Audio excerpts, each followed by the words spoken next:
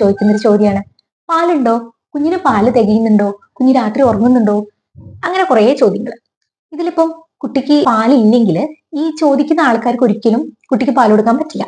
അപ്പോൾ ഈ അനാവശ്യമായിട്ടുള്ള ഇറിറ്റേറ്റിംഗ് ആയിട്ടുള്ള ഈ ചോദ്യങ്ങൾ വരുന്ന ആൾക്കാർക്ക് ഒഴിവാക്കാം.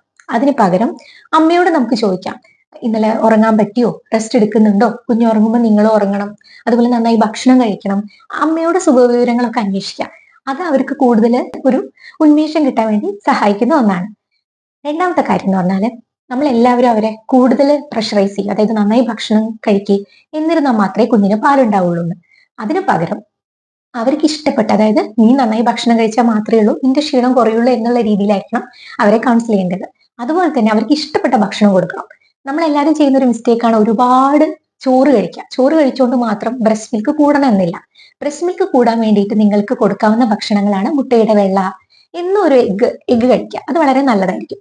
അതുപോലെ തന്നെ ബദാം, അണ്ടിപ്പരിപ്പ്, പിന്നെ അതുപോലെ തന്നെ ഇലക്കറികള്, മുരിങ്ങയുടെ ഇല, ചെറുപയർ പുഴുങ്ങിയത്, ഇങ്ങനെ ഹൈലി ന്യൂട്രീഷ്യസ് ആയിട്ടുള്ള ഭക്ഷണം വേണം ബ്രസ്റ്റ് ഫീഡിങ് മദറിന് കൊടുക്കാനായിട്ട്.